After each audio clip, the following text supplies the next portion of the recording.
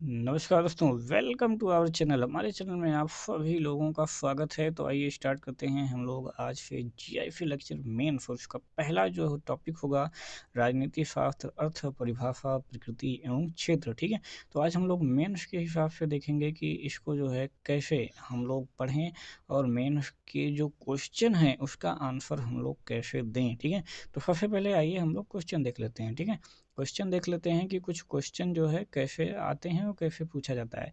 तो अति लघुरात्रात्मक देखेंगे कि किस भाषा के किस शब्द से पॉलिटिक्स शब्द की उत्पत्ति हुई है, उस शब्द का अर्थ बताना है। राजनीति शब्द अरस्तु महोदय हैं, अरस्तु महोदय ने राजनीति शब्द को किस अर्थ में अभिव्यक्त किया है। आधुनिक समय में जो राजनीतिक शब्द है वो किन अर्थों में अभिव्यक्त किया जाता है। लास्की महोदय हैं, उन्होंने राजनीति विज्ञान की क्या परिभाषा दी है। तो इसलिए जो तमाम जो विद्वान होते हैं उन्होंने परिभाषाएँ कैसे-कैसे दी हैं, वो भी आपको यहाँ पे पढ़ना होता है। ठीक है, वो भी आपको यहाँ पे पढ़ना होता है। तो राजनीति विज्ञान को विज्ञान मानने वाले 4 राजनीति शास्त्रियों के नाम बताना है। किन भारतीय प्राचीन विद्वानों ने राजनीति विज्ञान को शासन की कला के रूप में मान्यता दी है। लघुत्रात्मक प्रश्न में देखेंगे तो इसमें जो है राजनीति विज्ञान की जो परंपरावादी परिप्रेक्ष्य है वो बताना है। आधुनिक परिप्रेक्ष्य के लक्षण बताना है। आधुनिक दृष्टिकोण किस प्रकार राजनीति विज्ञान को विज्ञान बना देता है, ये क्वेश्चन है।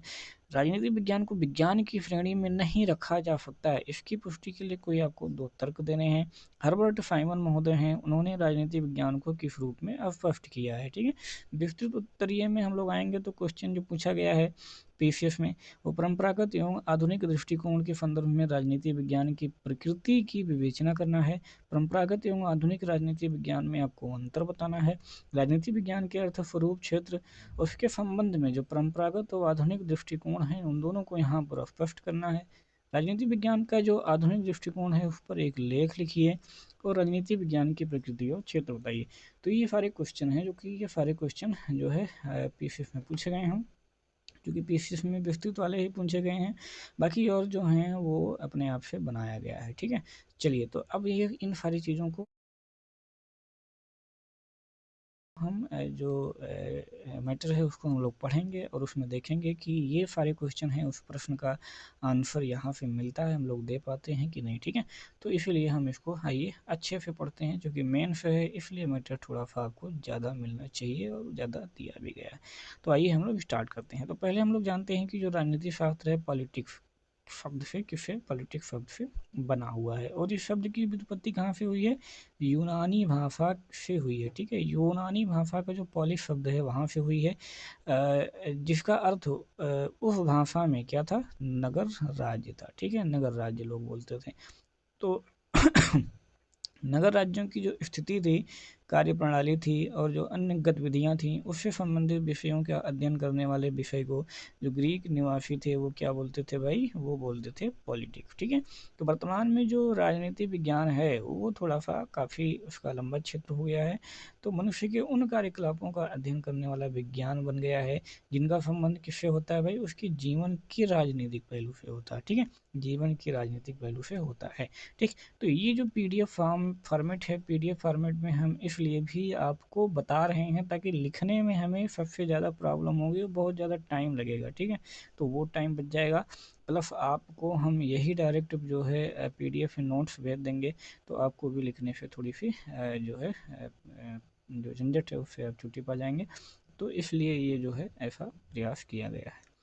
तो आइए अब हम लोग देखते हैं कि जो राजनीति विज्ञान है उसका परंपरागत दृष्टिकोण क्या कहता है। तो राजनीति का जो अंग्रेजी पर्याय है वो है पॉलिटिक्स। ठीक है, उसकी उत्पत्ति ग्रीक पॉलिस से हुई है जिसका अर्थ नगर राज्य है, पीछे बताया गया है। अर्थात नगर राज्य से संबंधित जीवन घटनाएं, क्रियाएं आदि सारी चीज़ों का अध्ययन का ज्ञान ही क्या होता है, राजनीति होगा। तो अरस्तु जो हैं, अरस्तु ने राजनीति शब्द का प्रयोग क्या किया है, इन्हीं अर्थों में किया है। ठीक, तो अगर आधुनिक अर्थ में हम लोग देखें कि आधुनिक अर्थ में राजनीति शब्द का इन व्यापक अर्थों में प्रयोग जो है वो नहीं किया जाता है। आधुनिक समय में जो इसका संबंध है वो राज्य, सरकार, प्रशासन व्यवस्था के अंतर्गत समाज के जितने भी विविध संदर्भ हैं या संबंध हैं उनके व्यवस्थित एवं क्रमबद्ध ज्ञान एवं अध्ययन से है। ठीक है, तो परंपरागत जो दृष्टिकोण है उसमें राजनीति शास्त्र को 4 अर्थों में परिभाषित किया गया है। कितने में, 4 अर्थों में परिभाषित किया गया है। तो आइए हम लोग देखते हैं, पहला क्या बताया गया है कि ये राज्य के अध्ययन के रूप में है, दूसरा क्या कहा गया है कि ये सरकार के अध्ययन के रूप में है, तीसरा क्या कहा गया है कि राज्य और सरकार के अध्ययन के रूप में है, और चौथा कहा गया है कि ये राज्य, सरकार और व्यक्ति के अध्ययन के रूप में है। तो ये 4 प्रकार बताए गए हैं। तो आइए अब हम इन लोगों से संबंधित जो है थोड़ी सी जो कुछ हमारे प्रमुख विद्वान हैं वो उन लोगों ने क्या क्या कहा है उसको देखते हैं। तो राज्य के अध्ययन के रूप में, ठीक है, तो राज्य के अध्ययन के रूप में कौन कौन मानते हैं? ब्लंटफली हो गए, गैरिस हो गए, गार्नर हो गए और गैटेल हो गए, ठीक है। तो ये सभी जो लेखक हैं, ये सभी लेखक राजनीति शास्त्र को राज्य के अध्ययन के रूप में मानते हैं, ठीक है। तो ये सब आपकी प्री में जो है क्वेश्चन पूछा जाता है कि राज्य के अध्ययन के रूप में कौन मानता है, ठीक है, सरकार के अध्ययन के रूप में कौन मानता है, राज्य सरकार के अध्ययन के रूप में कौन मानता है। तो वहाँ भी आप लोगों ने पढ़ा होगा और आंसर दिया होगा। फिलहाल यहाँ पर आपको लिखना है। तो ब्लंटफली महोदय हैं जो हैं, ब्लंटफली महोदय के शब्दों में अगर हम लोग देखें तो राजनीति शास्त्र वह शास्त्र है जिसका संबंध किससे है? राज्य से है, ठीक है। और जो राज्य की आधारभूत स्थितियों, उसकी प्रकृति, विविध स्वरूपों और विकास को समझने का क्या करती है भाई? प्रयत्न करता है। तो ये हो गए ब्लंटफली महोदय। गैरिस महोदय के शब्दों में अगर देखा जाए तो गैरिस महोदय ने कहा कि जो राजनीति शास्त्र है वो क्या करता है? राज्य को एक शक्ति संस्था के रूप में मानता है, ठीक है, शक्ति संस्था। तो जब भी शक्ति संस्था वाली बात आ जाए तो आपके प्री में आप गैरिस महोदय लगाते थे। तो जो राज्य के जो समस्त संबंध हैं उनको, और उनकी उत्पत्ति हो गई, उनके स्थान हो गए, और उनके जो उद्देश्य हैं वो हो गए, उसके नैतिक महत्व हैं वो हो गए, आर्थिक समस्या हो गई, वित्तीय पहलू हो गई, तो इन सारी चीज़ों को क्या करता है? इन सारी चीज़ों का विवेचना करता है। गार्नर महोदय के अनुसार अगर देखा जाए तो गार्नर ने क्या कहा है? तो गार्नर महोदय ने कहा कि भाई जो राजनीति शास्त्र है उसका आरंभ और अंत राज्य के साथ में होता है। वेरी इंपॉर्टेंट पॉइंट, ठीक है। तो प्री के हिसाब से आप लोग इसे वेरी वेरी मोस्ट इम्पॉर्टेंट पे लगाते होंगे, लेकिन यहाँ भी आप लोग देखे रहिए, ठीक है। ये सारे जो हमारे थिंकर हैं या जो विद्वान हैं उनके अनुसार यहाँ पर हम क्यों बता रहे हैं? इनके अनुसार आपको जारी परिवर्तन हुआ द्वितीय विश्व युद्ध के पश्चात। तो जिसका प्रेरणा स्रोत क्या है? प्रेरणा स्रोत आपका शिकागो विश्वविद्यालय है। तो ये सारी चीज़ें जब आप कोट करेंगे, अंडरलाइन करेंगे, तो आपको नंबर मिलेंगे। जिसके विद्वानों ने क्या किया कि राजनीति विज्ञान को अधिक से अधिक विज्ञान सम्मत बनाने का प्रयत्न किया, ठीक है। तो आपकी प्री के हिसाब से ये क्वेश्चन पूछा जाता है, ठीक है। आधुनिक की शुरुआत कहाँ से हुई, ठीक है, तो विश्वविद्यालय में पूछा जाए, शिकागो विश्वविद्यालय। तो ये सारी चीज़ें आप लिखे होंगे, ठीक है, प्री में रट्टा मारे होंगे। चार्ल्स मेरियम के नेतृत्व में क्या किया गया कि भाई जो मनोविज्ञान था, दर्शन था, सांख्यिकी था, अर्थशास्त्र था एवं मानव शास्त्र था, ये जैसे समाज विज्ञानों को निकट लाने का क्या किया गया? हर संभव यहाँ पर प्रयास किया गया। तो परिणाम स्वरूप फिर क्या हुआ? परिणाम स्वरूप ये हुआ कि राजनीति विज्ञान में तार्किक प्रत्यक्षवाद आया, तथ्यात्मकता आया, व्यवहारवाद आया और समाज शास्त्रीय पद्धतियों का प्रयोग ये सब होने लगा। तो जो आधुनिक राजनीति विज्ञान है उसका जो दूसरा प्रेरणा स्रोत है तो उसको क्या माना जाएगा? उसको माना जाएगा मनोविज्ञान, ठीक है, मनोविज्ञान है। प्रोफेसर रेंसिस लिकर्ट महोदय थे, लेविन महोदय थे और लेंजार्सफेल्ड महोदय थे। इनके प्रयासों के फलस्वरूप क्या हुआ कि नवीन राजनीति शास्त्र में मनोविज्ञान की शोध तकनीकों का ज़्यादा से ज़्यादा प्रयोग होने लगा है। तो ऐसा माना जाता है कि 1903 में अमेरिकन पॉलिटिकल साइंस एसोसिएशन की क्या हुई? स्थापना हुई।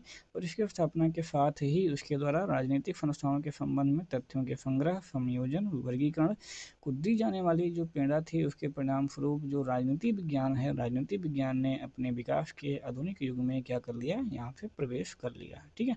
तो द्वितीय महायुद्ध जो हुआ था उसके बाद से लेकर के आज तक का जो राजनीति विज्ञान का विकास है उसको दो भागों में बांटा जा सकता है। कैसे कैसे? पहला जो भाग है उसको हम बांटते हैं 1945 से 1970 तक, जिसमें क्या थी? व्यवहारवाद की प्रमुखता थी, ठीक है, व्यवहारवाद, जिसमें जो राजनीतिक सिद्धांत थे, राजनीतिक सिद्धांत के मूल्यों और मानकों के साथ साथ, ये आपको ध्यान में रखना, मूल्यों और मानकों के साथ साथ क्या किया जाता था? राजनीति विज्ञान को जोड़ने के परंपरागत तरीके को क्या कर दी गई भाई? तिलांजलि दे दी गई, ठीक है, कि मूल्य और मानक के साथ राजनीति विज्ञान को नहीं जोड़ा जा सकता, ठीक है, जो कि परंपरागत वाले में जोड़ा जाता था, ठीक है। तो इन्होंने कहा नहीं नहीं, मूल्य और मानक को जो है नहीं जोड़ा जा सकता है, ठीक है, तो इसे हम व्यवहारवाद बोलते हैं। दूसरा जो युग होता है वो 1970 से प्रारंभ होता है और इसमें राजनीति शास्त्रियों ने क्या किया कि जो व्यवहारवादी राजनीति सिद्धांत की अपर्याप्तता का जो इसकी अपर्याप्तता थी उसका उन्हें आभास हो गया, ठीक है। और कुछ सीमा तक क्या की कि भाई कहे नहीं, मूल्य और मानक को पुनः प्रतिष्ठा के साथ क्या किया जाए, स्वीकार किया जाए, ठीक है। यानी कि मानकों और मूल्यों की पुनः प्रतिष्ठा के विचार को इन्होंने क्या किया, स्वीकार कर लिया, ठीक है। एकदम से मानक और मूल्य को हटा नहीं सकते हैं। इसी को क्या मानते हैं हम, उत्तर व्यवहार मान लेते हैं, ठीक है, उत्तर व्यवहारवाद। तो पहले वाले को क्या माने, व्यवहारवाद, जिन्होंने क्या किया, मूल्य और मानकों के साथ राजनीति विज्ञान को जोड़ने के परंपरागत तरीके को खारिज कर दिया था, उसे हम बोलते हैं व्यवहारवाद। और दूसरा जो आया जस्ट उत्तर व्यवहारवाद, उन्होंने कहा नहीं भाई पूरी तरीके से हम इसको नहीं हटा सकते, आपको साथ में लेकर के कुछ ना कुछ चलना पड़ेगा। तो इसी को मानते हैं